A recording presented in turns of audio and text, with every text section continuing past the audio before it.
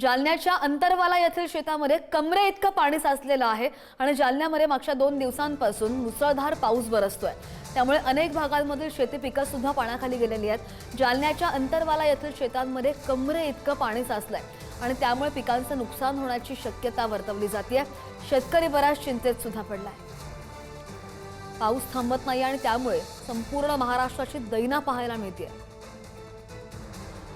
आणि या संदर्भात ताजी माहिती घेण्यासाठी आमचे प्रतिनिधी गौरव साळी आपल्या सोबत आहेत। गौरव, आपण पाहतोय गेल्या 2 दिवसांपासून जो मुसळधार पाऊस पडतोय, दृश्य आपण पाहतोय, शेतांच्या बांधावर नेते सुद्धा जाऊन पाहणी करतायत, आढावा घेतायत, कोणी आश्वस्त सुद्धा करतायत। आज मंत्रिमंडळाची जी बैठक होणार आहे त्यामध्ये शक्यता वर्तवली जाते काहीतरी निर्णय होईल।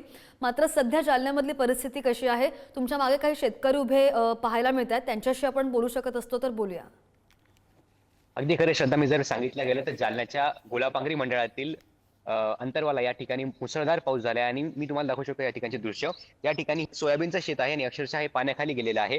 तुम्ही जर पाहायला गेलं तर या ठिकाणी माझ्यासोबत काही शेतकरी उभे आहेत, त्यांच्या देखील गुडघ्यापर्यंत पाणी, म्हणजे अक्षरशः गुडघ्या इतकं पाणी या शेतामध्ये साचलेलं आहे। त्यामुळे आता हे जे पीक आहे ते हातून जाण्याची शक्यता या ठिकाणी निर्माण झाली। त्यामुळे शेतकरी जे आहेत ते बरेच चिंतेत पडलेत। आपण जर या ठिकाणी पाहायला गेलं तर सोयाबीनचं शेत आणि सोयाबीनच्या ज्या शेंगा आहेत त्या अक्षरशः पिवळ्या पडल्या आहेत। काही सोयाबीनच्या शेंगा या ठिकाणी सडल्या देखील आहेत। त्यामुळे यातून उत्पादन काही होणार नाही आणि त्यामुळे मोठं नुकसान होणार आहे। त्यामुळे शेतकऱ्यांची चिंता जी ती वाढली। त्यामुळे शेतकऱ्यांनी आता मागणी केली आहे की या नुकसानीचे पंचनामे करावेत आणि शेतकऱ्यांना सरसकट मदत जाहीर करावी, अशी मागणी आता शेतकऱ्यांकडून होत आहे। आपल्यासोबत या ठिकाणचे काही शेतकरी देखील आहेत, आपण त्यांच्याशी बोलण्याचा प्रयत्न करूया।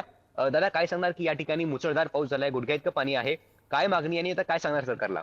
शासनानं तर सर्वप्रथम ओला दुष्काळ जाहीर करायला पाहिजे, कारण गेल्या 4 दिवसापासून एवढा पाऊस चालू आहे की धगफुटी सारखाच, आणि 100 मिलीमीटरच्या वरच पाऊस पडतो, कमी अजिबात पडत नाही दररोज।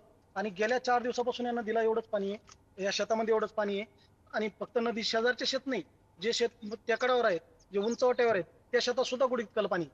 म्हणजे आपण माझ्या शेततळ्याला एका रात्रीत 3 फूट पाणी वाढलं शेततळ्याच्या पन्नीमध्ये, म्हणजे सलग शेतामध्ये जर विचार केला तर 3 फुटापर्यंत पाऊस पडलेला आहे। एवढी भयानक परिस्थिती असून शासनाने याकडे लक्ष घातलं गरजेचं आहे। आपण जर बघितलं तर हे सोयाबीनचे शेंगा अक्षरशः सडलेले आहेत, आता यातून उत्पादन काय होणार आहे का? काय वाटतं नाही, तुम्हाला? 0% उत्पादन होणार, त्याच्यामुळे काहीच लाभ होणार नाही। आमचं कर्जही फेडू शकणार नाही, सावकार आमच्या दर्जात येऊन बसणार आहे। त्याच्यामुळं म्हणजे अतिशय दयनीय अवस्था आहे। आणि या दयनीय अवस्थेला जर शेतकऱ्याला मदत मिळाली नाही तर तुम्हाला नंतर बातम्या मिळतील की या गावात 10 शेतकऱ्याच्या आत्महत्या, 20 शेतकऱ्याच्या आत्महत्या, म्हणजे आत्महत्या सत्र जे थोडंसं कमी पडलं होतं ते पुन्हा सुरू होणार आहे। दादा, काय सांगणार की या ठिकाणी मुसळधार पाऊस झालाय, तुम्ही देखील गुडघ्या इतक्या पाण्यात उभा आहेत, काय सांगणार सरकारला? मी बबन नागराव सुचळे, अंतरवाला, तालुका जिल्हा जालना। मी माझ्या गट नंबर 70 आणि 69 गटात उभा आहे।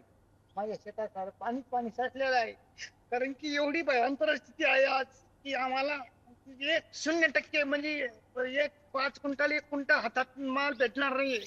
तरी शासनाने याच्यात जास्तीत जास्त दखल घेऊन शासनाने आम्हाला त्वरित मदत करावी, नाही तर आम्हाला आमच्या आत्महत्येशिवाय आम्हाला पर्याय नाही राहिलेला आहे। श्रद्धा, आपण जर पाहायला गेलं तर या ठिकाणी हो। शेतकरी भाऊ झालेत, आम्हाला आत्महत्येशिवाय पर्याय नाही असं शेतकरी म्हणतात। आपल्यासोबत अन्य देखील काही शेतकरी, आपण त्यांच्याशी बोलण्याचा प्रयत्न करूया। दादा, काय सांगणार, काय नुकसान झालेलं आहे? ही परिस्थिती सर 4 दिवसांना आहे आणि रात्रीचा जो पाऊस झाला तो म्हणजे रात्रभर असा मुसळधार पाऊस झाला की ढगफुटी दृश्य पाऊस आहे।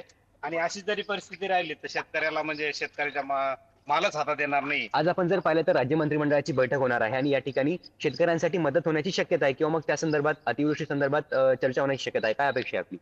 आमची हीच अपेक्षा आहे की शेतकऱ्याला कर्जमाफी पण करावी आणि या जे नुकसान झालंय या नुकसानीची चांगल्या प्रकारे म्हणजे एकरच्या हिशोबाने तरी देण्यात यावं, नाही तर नुसता भीक दिल्यासारखं देऊ नये सरकारने। अगदी खरंय। आपल्यासोबत या ठिकाणी काही तरुण शेतकरी देखील आहेत, काय सांगशील की शेतकरी सध्या नुकसानीमुळे शेतीकडे वळत नाही, मात्र तू शेती करतोय, आज या ठिकाणी नुकसान झालंय, काय भावना आहे?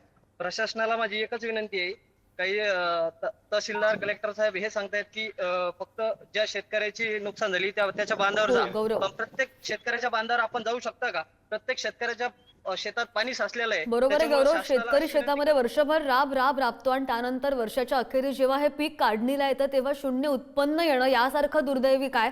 आज जी मंत्रिमंडळाची, राज्य मंत्रिमंडळाची बैठक होती त्यामध्ये तरी काहीतरी ठोस निर्णय होईल ही अपेक्षा करूया। धन्यवाद दिलेल्या सगळ्या सविस्तर माहितीसाठी।